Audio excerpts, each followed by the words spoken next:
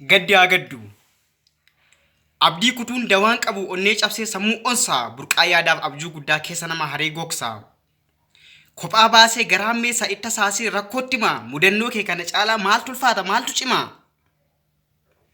Maali kan kee hiikni jiruu erga dhabdee falaaf hiikoo jireenya kee kan yaadatu firumallee qabdaa siikoo.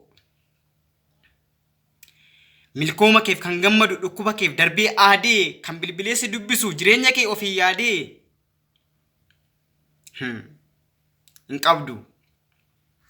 Maaliif reeda dhabbiin kee eenyuuf jettee tabba dhiifta eessa geessee eenyuun arguuf yeroo hundaa kaatee fiigda. Kee asuma lafa gaddaa boquu buusii kana yaadi akka nama dhukkubsatuu fayyaa ta'ee eela aadii.